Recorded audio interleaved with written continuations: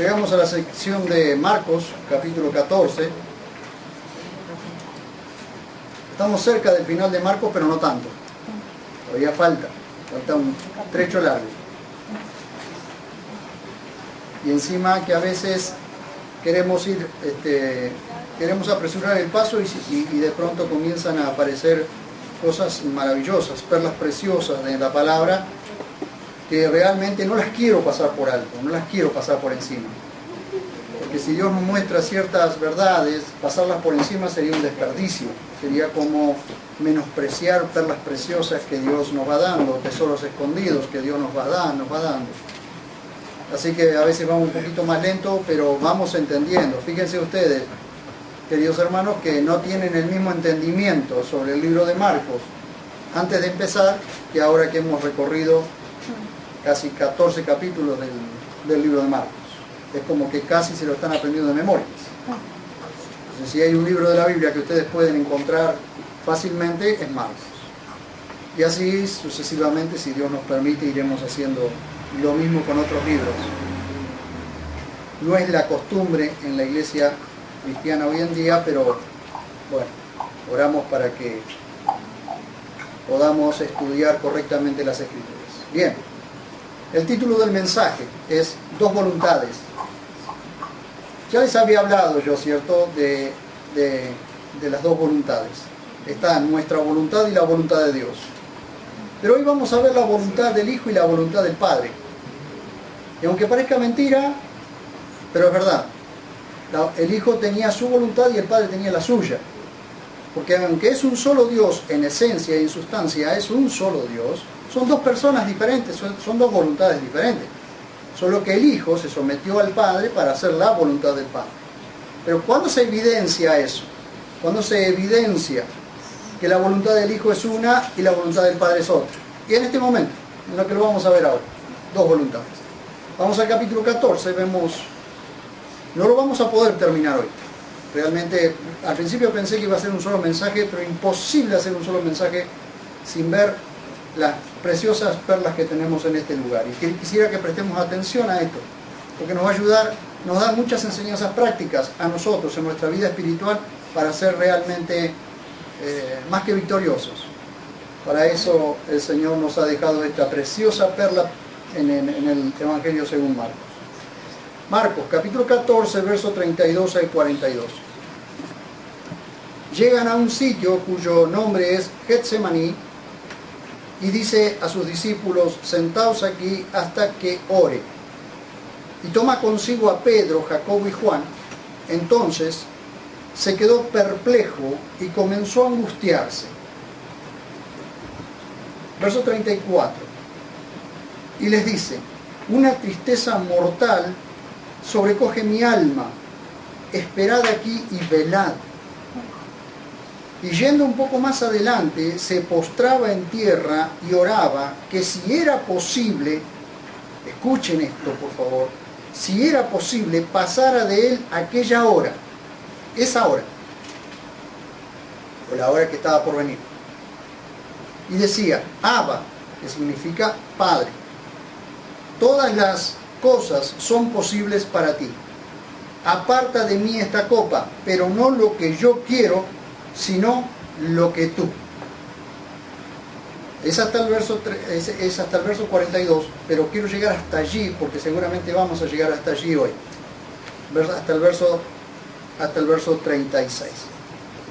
Llegamos a la sección en Marcos donde el obediente Hijo de Dios, ¿se acuerdan que todo el tiempo él dijo: lo que oigo de mi Padre, eso hablo? O lo que el Padre me envió a hacer, esto hago.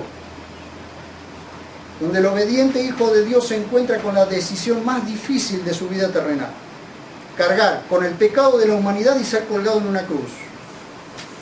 El justo morir por los injustos. El inocente cargar con la culpa de otro. El creador del universo morir como un corderito. Getsemaní es el momento y el lugar donde se hace evidente que el Hijo de Dios tenía su propia voluntad y el Padre la suya. Vean ustedes. Verso 32, comenzamos por allí. llegan a un sitio cuyo nombre es Getsemaní y dice a sus discípulos: sentaos aquí hasta que ore. Lo primero que vemos es que Jesús y sus discípulos, después de haber cenado y habiendo cantado un himno, salieron hacia el monte de los olivos. Quizás en el camino Jesús le anuncia a Pedro que lo va a negar 3 veces antes que el gallo cante 2 veces. ¿Se acuerdan que el domingo pasado vimos eso? Probablemente salieron de allí del aposento donde estaban, donde habían estado cenando, y en el camino, porque la conversación fue mucho más larga y mucho más extensa. Lo que pasa es que nosotros, Marcos la hace muy concisa, muy reducida. Pero la conversación fue mucho más extensa si ustedes observan los otros evangelios. Llegan al monte de los olivos, y en esto quiero hacer una aclaración. Cuando habla de monte, cuando la Biblia habla de monte, no habla de monte como hablamos nosotros. Monte, un montón de plantas, un montón de árboles. No, allí el monte del que habla son montañas o pequeñas montañas, o montañas directamente. El monte de los olivos eran un grupo de montañas, bajas, colinas bajas, pero montañas, una cadena montañosa. A un lugar, llegan al monte de los olivos, a un lugar llamado Getsemaní, que en arameo significa prensa de olivas, ¿sí? O prensa de olivares. Y es interesante ver que él va a Getsemaní a orar, a donde hay una prensa, o a donde había una prensa de olivares. No sé si sigue existiendo la prensa o no. Esa prensa de olivares era movida con un animal, y esa gran rueda aplastaba o machacaba las uvas, y de ahí, las olivas, y de ahí se extraía el aceite. A lo que debemos prestar la debida atención, porque en sentido figurado fue donde Jesús fue prensado y su voluntad se hizo una con el Padre. Es importantísimo prestar atención a esto, porque en muchas oportunidades vamos a ser nosotros prensados de tal manera que nuestra voluntad se convierta en una con el Padre. ¿Por qué?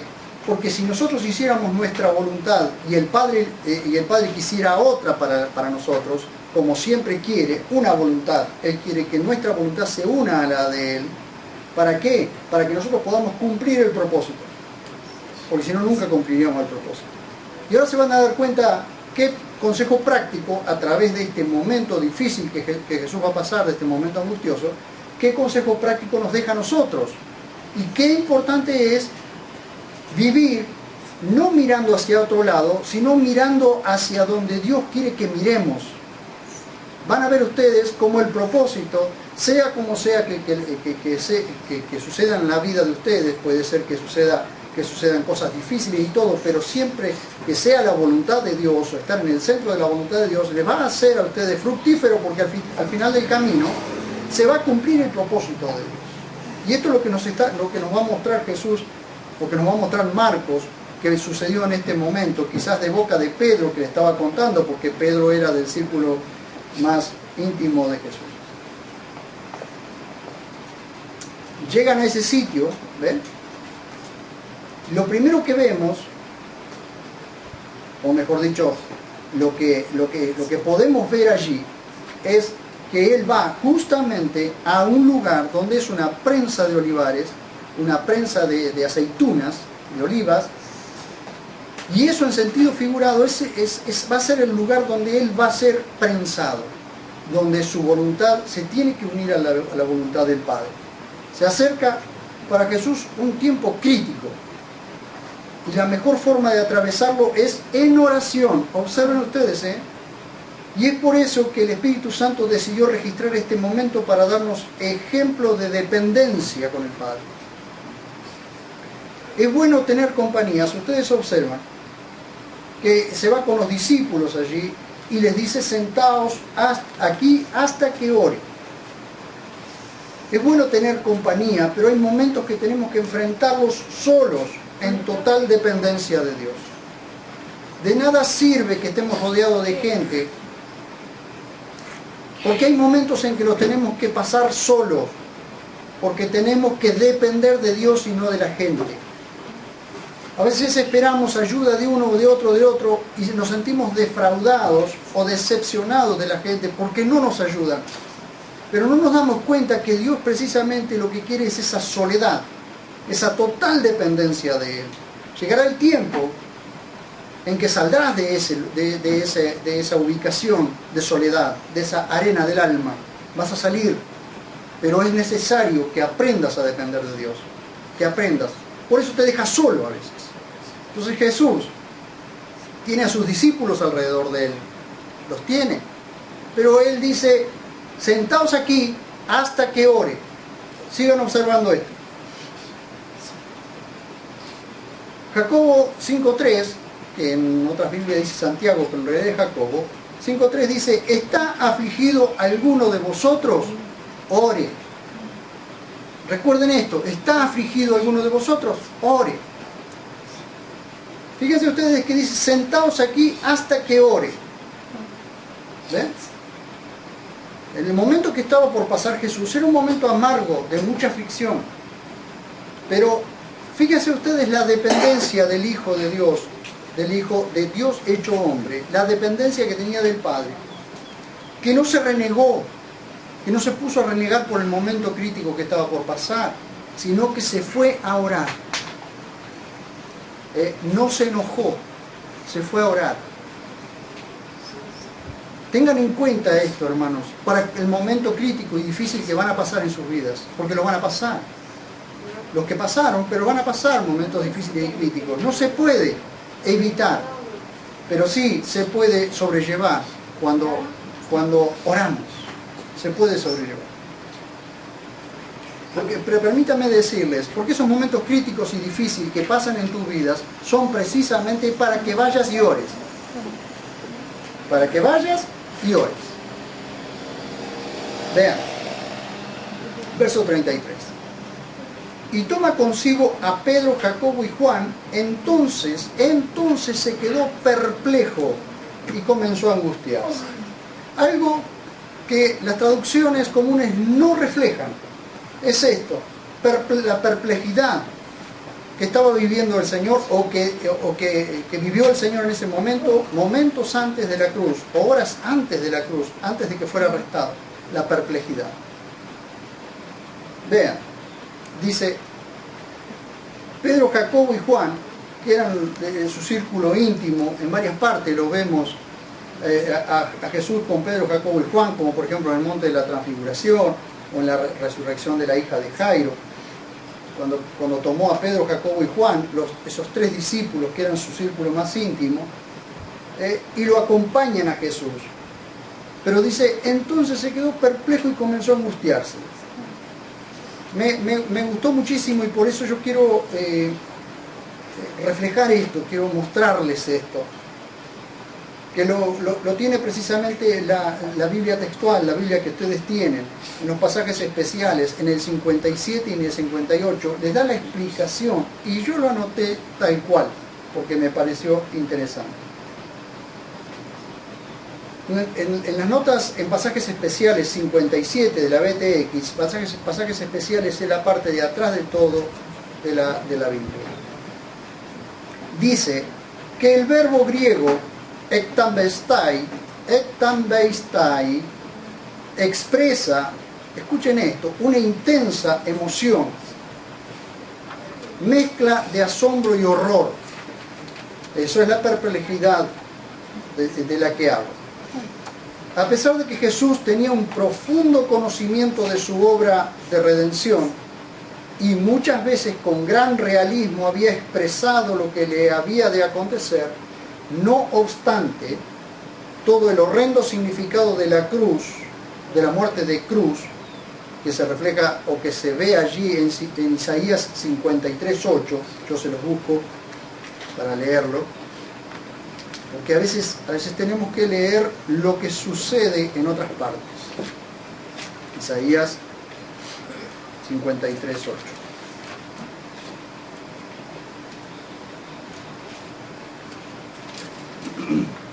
Dice, con violencia, mediante juicio, fue quitado. ¿Recuerdan ustedes, Lucas creo que lo refleja bien? ¿Recuerdan ustedes que gritaban, crucificale, crucificale? Sea quitado este y sea liberado Barrabás. Sea quitado este, sea muerto este y sea liberado Barrabás. Entonces dice, con violencia mediante juicio fue quitado, o fue matado, fue muerto. Y de su generación, ¿quién consideró, de todos los que vivieron en aquel momento, ¿no? ¿Quién consideró que fue cortado de la tierra de los vivientes y llagado, es decir, leproso? Esto significa llagado, leproso, por la transgresión de mi pueblo.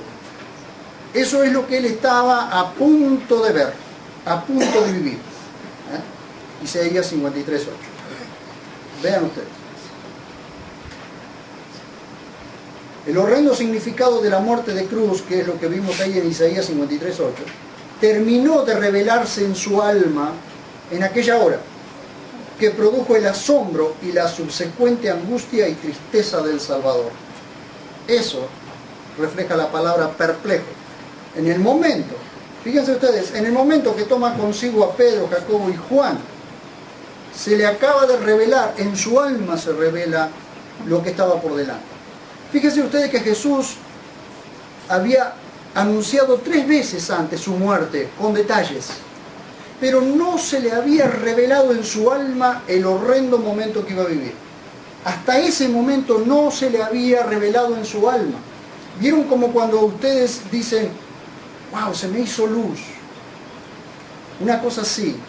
Pero se revela, es decir, se muestra, se ve claramente en su alma lo que estaba por vivir.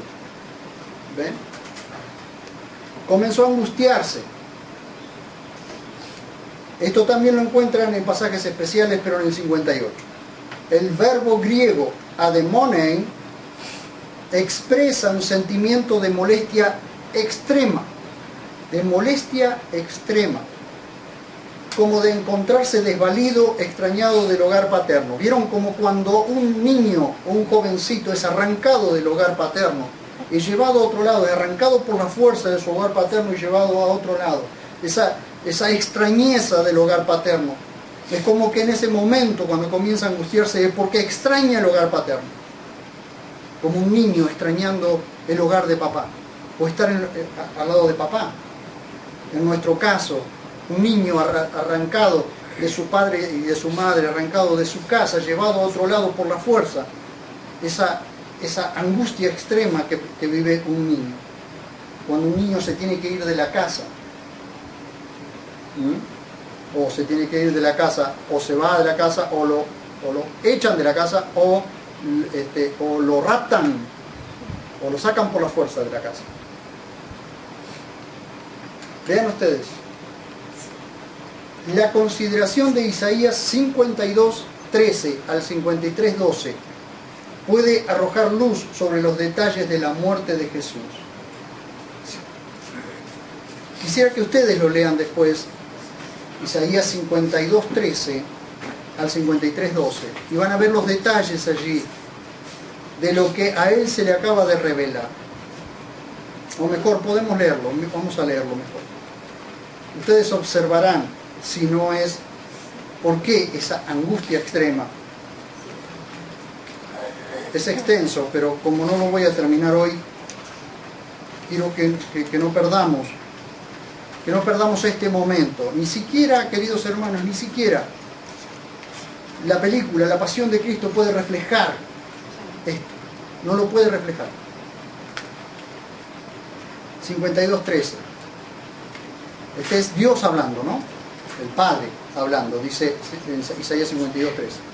He aquí mi siervo hará actuar sabiamente, será afamado, es decir, conocido, exaltado, y se elevará muy alto. De la manera que muchos quedaron espantados a causa de ti. Así, vean ustedes el relato, así será desfigurada su apariencia, más que la de cualquier hombre. Ustedes imagínense el hombre más desfigurado en la tierra, el hombre que haya quedado más desfigurado en la tierra. Bueno, dice, más que la de cualquier hombre. Su aspecto, más que el de los hijos del hombre. Así asombrará a muchas naciones y ante él los reyes cerrarán la boca, porque verán lo que nunca había sido referido y contemplarán lo insólito. El Hijo de Dios, aquel que decía ser Hijo de Dios, tenga que ir a morir en una muerte tan horrenda, y este es el Hijo de Dios. ¿Quién ha creído a nuestro anuncio? Dice, está hablando en este momento Isaías, ¿no?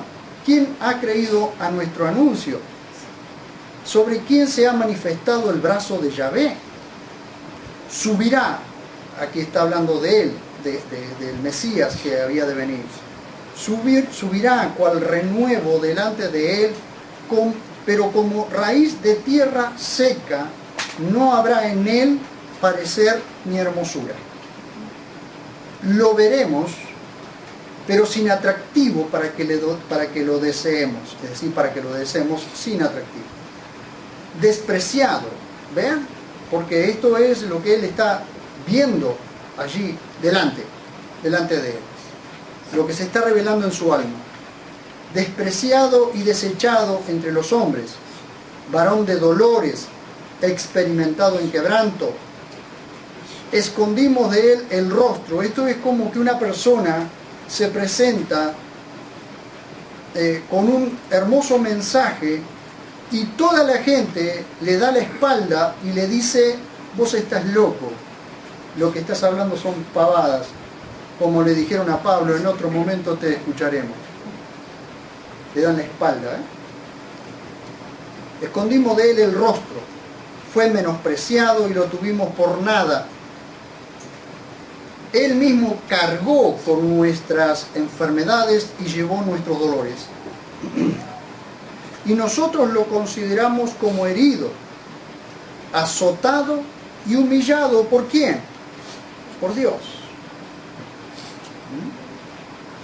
Pero él fue traspasado por nuestras transgresiones, molido por nuestros pecados. Observen ustedes que la gente considera que Dios lo ha castigado, lo ha humillado. Sí, es cierto, porque cargó en él el pecado. Pero él en realidad fue traspasado por nuestras transgresiones y molido por nuestros pecados. Porque Dios estaba cargando nuestras transgresiones y nuestros pecados en él. La culpa era nuestra, cargándola él. El precio de nuestra paz cayó sobre él y por su herida fuimos sanados. Todos nosotros nos descarriamos como ovejas, cada cual se apartó por su camino, pero Yahvé cargó en él el pecado de todos nosotros. Siendo oprimido, aunque fue él quien se humilló a sí mismo, hace la aclaración, ¿cierto? No abrió su boca, como cordero fue llevado al matadero, y como la oveja enmudece ante sus trasquiladores, así no abrió su boca. Con violencia, mediante juicio, fue quitado, y de su generación, ¿quién consideró que fue cortado de la tierra de los vivientes y llagado por la transgresión de mi pueblo? Y dispusieron su sepultura con los impíos, pero con el rico fue su tumba. Esto es lo que está viendo por delante, lo que se le está revelando en el alma. Esto no lo había visto él hasta este momento. Recuerde que siendo Dios, se hizo hombre, se humilló a sí mismo, pero él, siendo hombre, nunca tomó la posición de Dios. Tomó la posición de siervo, no de Dios. Así que en la medida que iba caminando, dice que el poder de Dios estaba con él, el Espíritu Santo estaba obrando en él, pero él era hombre, Dios hombre. Vean. Y dispusieron su sepultura con los impíos, pero con el rico fue su tumba. Y aunque nunca hizo maldad ni hubo engaño en su boca, plugo, o decir, complació a Yahvé quebrantarlo y someterlo a padecimiento. Cuando se haya puesto su vida en sacrificio expiatorio, verá a su descendencia, vivirá por días sin fin, y la voluntad de Yahvé triunfará en su mano. gracias a la aflicción de su alma, gracias a la aflicción de su alma, ¿observan esto? Verá la luz y quedará satisfecho. Por su conocimiento, mi siervo, el justo, justificará a muchos y cargará con los pecados de ellos. Por tanto, yo le daré parte con los grandes y con los fuertes repartirá despojos, por cuanto derramó su vida hasta la muerte y fue contado entre los pecadores, habiendo cargado el pecado de multitudes y orado por los transgresores. ¿Cuándo oró por los transgresores? Cuando colgando en la cruz dijo, Padre, perdónalos, porque no saben lo que es. 700 años antes fue escrito esto. 700 años antes. Isaías escribió esto 700 años antes. Esto que se escribió 700 años antes se está revelando en el alma de Jesús en este momento. Vean, vuelvan a Mateo. Yo no podría pasar por alto esto, no lo podría pasar por alto. Por eso tengo que transmitirlo. Porque cada vez que yo me pongo a pensar en esto, me pongo a ver, pero escuchen, se me revela en el alma, se me revelan en el alma estas cosas, se me ilumina el alma, y veo este tipo de cosas, todas estas cosas, y cómo no amar a mi Señor. ¿Cómo no amarlo? Díganme, ¿cómo no amar a un Señor que pagó el precio de semejante forma?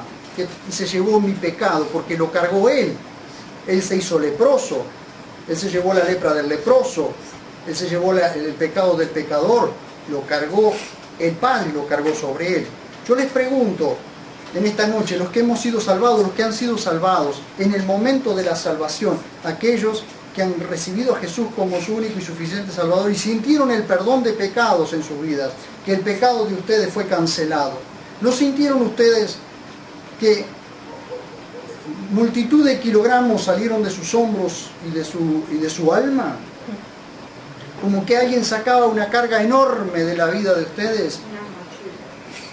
Una mochila de pecado. Bueno, imagínense que cada una de las mochilas de ustedes se las cargó el Padre al Hijo. Y después, no podemos ver, la verdad que yo no puedo entender cómo una persona se puede rebelar contra Dios.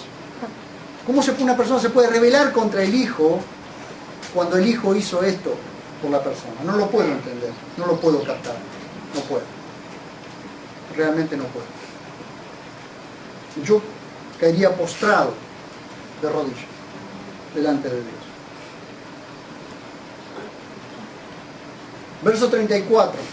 Y les dice, una tristeza mortal sobrecoge mi alma.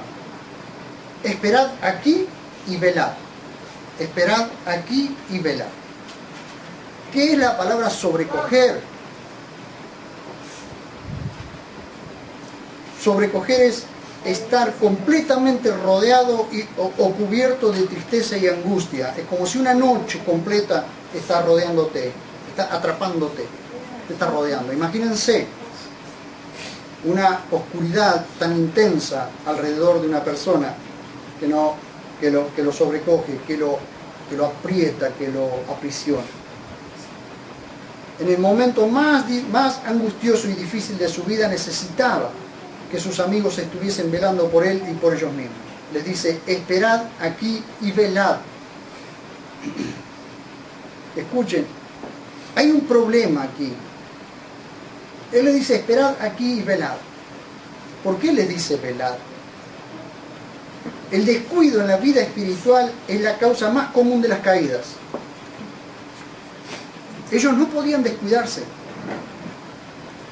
Los discípulos no podían descuidarse. Sí, Jesús se iba un poco más adelante, dice Lucas, que se fue como a un tiro de piedra, significa unos metros más adelante, y oraba, y estaba solo allí orando, postrado de rodillas.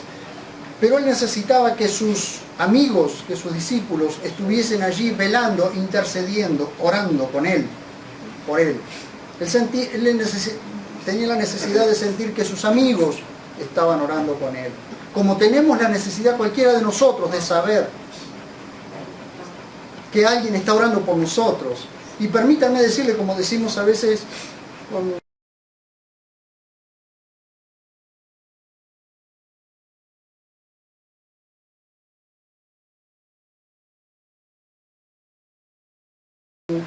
con Janina, somos el resultado de una oración. Somos el resultado de que alguien oró por nosotros. Nosotros somos el resultado de la oración de Jesús allí en el aposento alto cuando oró por todos nosotros. Somos el resultado de las oraciones de Pablo, que oró por nosotros, que oró quizás por este continente. Somos el resultado de alguien que oró por alguien, por nosotros. Y ¿saben qué? Muchas veces somos sostenidos por la oración de nuestros amigos. ¿Por qué es tan importante la congregación? ¿Por qué es tan importante los hermanos? ¿Por qué son tan importantes los hermanos? Que aunque a veces no le damos bolilla, no le hacemos caso a eso. Pero ¿por qué son tan importantes los hermanos? Son importantes, ¿saben por qué? Porque están orando por nosotros. Porque hay alguien de rodillas orando por nosotros. Él necesitaba, por eso lo tomó Pedro, Jacobo y Juan, para que estuvieran más cerca, pero no estuvieron con él allí, estuvieron más cerca, pero no con él, porque él se fue más adelante, porque necesitaba intimidad con el Padre. Intimidad. Ahora, acompáñenme, porque quiero que me acompañen ahora, y entremos con Jesús al lugar más íntimo de su oración, porque acá no hay nadie ahora. Que si los evangelios no lo hubieran registrado, nunca hubiésemos sabido qué pasó en ese momento de tanta angustia en que su alma era sobrecogida de una tristeza mortal. Acompáñenme, entremos al lugar más intenso de la oración, el lugar más intenso, allí el lugar secreto, el lugar de intimidad entre el Hijo y el Padre. Que si Marcos, Mateo y Lucas no lo hubiesen registrado, nosotros no sabríamos nada de qué pasó en aquel momento. Pero vamos, entremos. Verso 35, entren conmigo a este momento tan intenso. Vamos a ver qué es lo que pasa allí. Vamos a ver qué está pasando allí, en ese momento en que el Hijo está hablando con el Padre. Dice, y yendo un poco más adelante, se postraba en tierra y oraba que si era posible pasara de él aquella hora. Escuchen, 3 consejos prácticos que podemos extraer de este relato. 1. Dice, y yendo un poco más adelante, vean, aunque Pedro, Jacobo y Juan estaban cerca, Jesús se apartó para estar a solas con el Padre. Primer consejo práctico que nos enseña el Evangelio de Marcos. Esa intimidad. Podemos siempre estar buscando hermanos o estar en reuniones de oración y esto, pero nosotros necesitamos tener intimidad con Dios, a solas, estar a solas con Dios. 2. Se postraba en tierra y oraba. Postrarse y orar. Postrarse y orar. Es asombroso lo que le cuesta al cristiano en general orar postrado de rodillas. Fíjense ustedes que también Pablo nos muestra que era su costumbre orar de rodillas, y eso lo pueden encontrar en Efesios 3:14, dice, por esta causa doblo mis rodillas ante el Padre, de quien toma nombre toda la familia. Tan difícil es doblar la rodilla delante de Dios, tan difícil es postrarse y orar, en tiempos angustiosos, tan difícil es postrarse y orar. El Hijo de Dios, Dios el Hijo, postrado, oraba. ¿Y saben qué es postrarse, queridos hermanos? ¿Saben qué es postrarse? No es solo poner las rodillas sobre el piso, pues puso el rostro sobre el piso. Inclinado puso el rostro sobre el piso. Se inclinaba y oraba. Significa que lo hizo una y otra vez, porque la angustia era tan grande que no se la podía quitar de encima. Entonces no es que oró un ratito y se levantó y dijo, Padre mío, amén, y se fue. Como solemos hacer, ¿cierto? Estamos tan apurados que ni siquiera nos arrodillamos a orar. Días pasan, nos arrodillamos a orar. Hasta que pasa algo, sucede algo.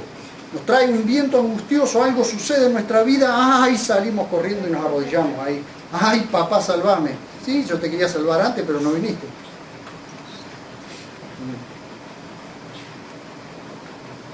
La acción muestra que se arrodillaba y se inclinaba con el rostro en el piso y lo hacía una y otra vez. 3. el tercer consejo práctico que encuentro. La pregunta es, ¿qué oraba? ¿Qué oraba? Vea, que si era posible pasara de él aquella hora. ¿Cómo? Que si era posible pasara de él aquella hora. Si él, escuchen, en Juan ya había dicho que para esa hora había llegado. Vean ustedes en el capítulo 12 de Juan.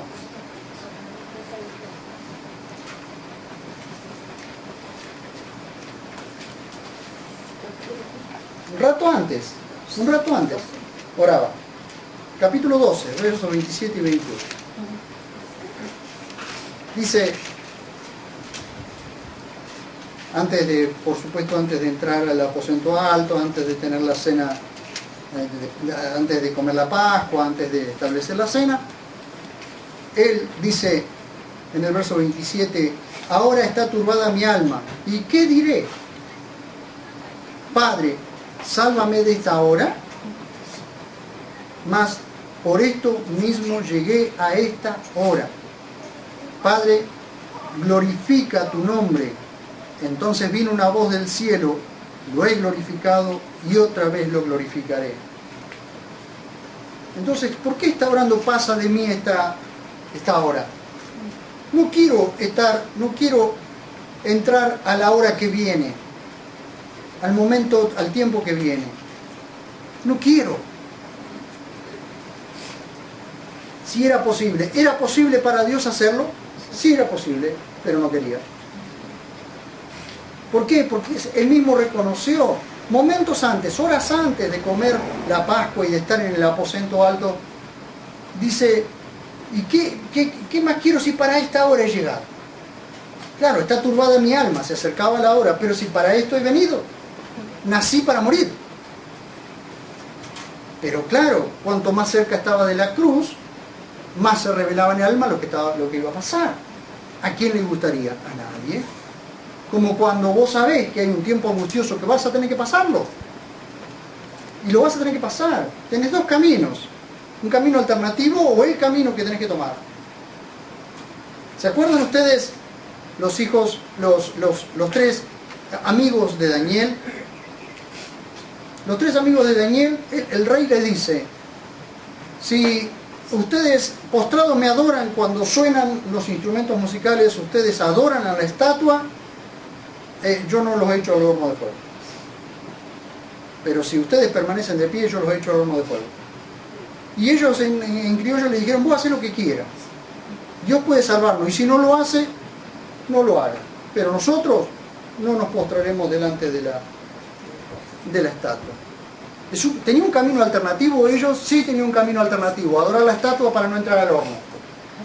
Pero ellos, ¿qué decidieron? ¿Tomar el camino alternativo y ser idólatras para toda la vida?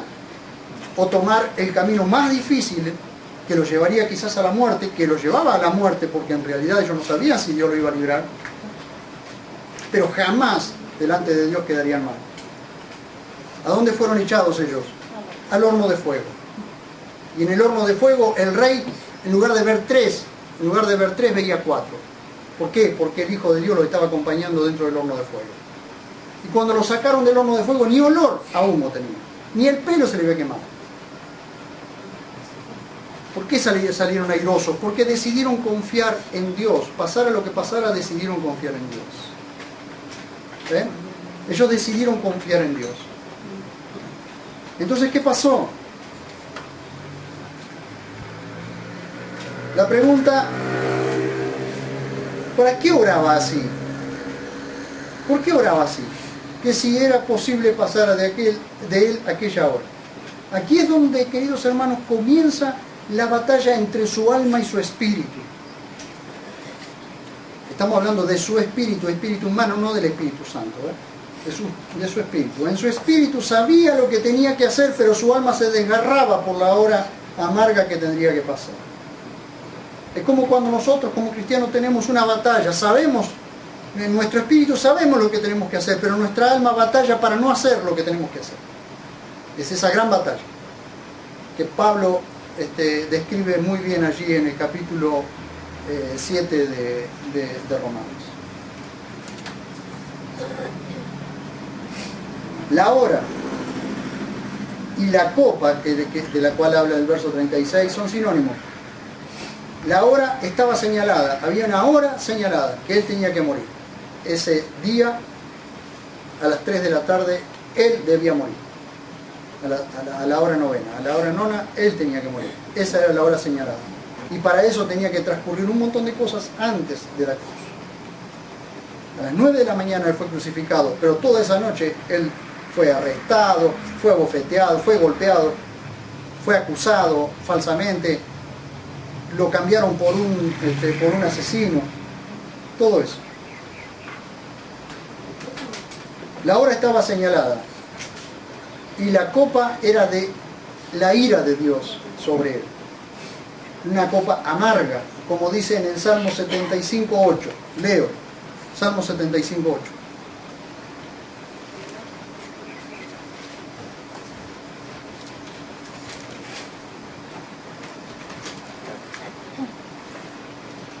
Hay un cáliz en la mano de Yahvé, y el vino fermenta lleno de mixtura, lleno de mezcla.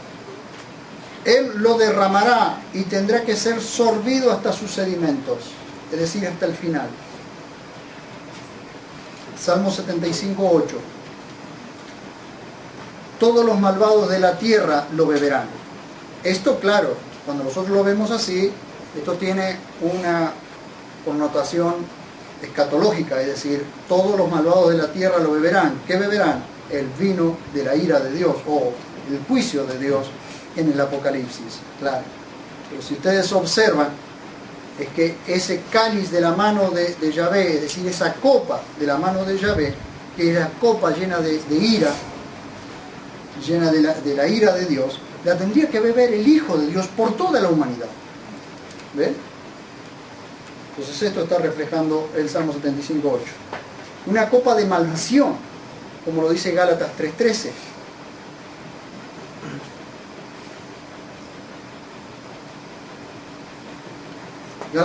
Gálatas 3:13 dice: el Mesías nos libertó de la maldición de la ley, hecho maldición por nosotros, porque está escrito: maldito todo el que es colgado en un madero. Dios ya había establecido en la ley, allí en Deuteronomio, que a alguien a quien se lo acusaba o a alguien a quien se lo declaraba maldito tenía que ser colgado de un árbol, colgado de un madero, colgado de un árbol. Entonces Jesús, al colgar de un madero, al colgar de la cruz, era hecho maldito y hecho maldición por nosotros. Entonces la maldición se quitaba de sobre nosotros y la cargaba Jesús. Jesús no solo la cargaba, sino era hecho él maldición por nosotros, ¿ves? Entonces esa copa que él iba a beber, esa copa de maldición que iba a beber, esa copa amarga, esa hora amarga que iba a beber, esa hora de la ira de Dios, la iba a beber y la iba a pasar allí en la cruz del Calvario, en la cruz del Gólgota. Fíjense ustedes, por favor, en el verso 36. Y decía: Abba, Padre, todas las cosas son posibles para ti. Aparta de mí esta copa, que es sinónimo de la hora que vimos recién. Solo que la copa es la copa de maldición, la copa de la ira de Dios. Pero no lo que yo quiero, sino lo que tú. Observen ustedes. No lo que yo quiero, sino lo que tú. Estuvo rato batallando en su alma, diciendo: pasa de mí esta copa. Pasa de mí esta copa. Es decir, la angustia era tan fuerte, la perplejidad, la oscuridad alrededor de su vida era tan fuerte, que él oraba para que esa hora pasara. ¿Pero por qué oraba? Si él sabía que esa hora no iba a pasar, que él tenía que pasar por la cruz. ¿Por qué oraba? Porque había una gran batalla en su alma. Porque imagínense que alguien justo, alguien que era sin pecado, tuviera que cargar con el pecado de otro. Aunque él había decidido hacerlo. Pero una cosa es decidir hacerlo y otra cosa es estar frente al momento. ¿Sí? Como cualquiera. Como cuando tenés que ir a enfrentar algo.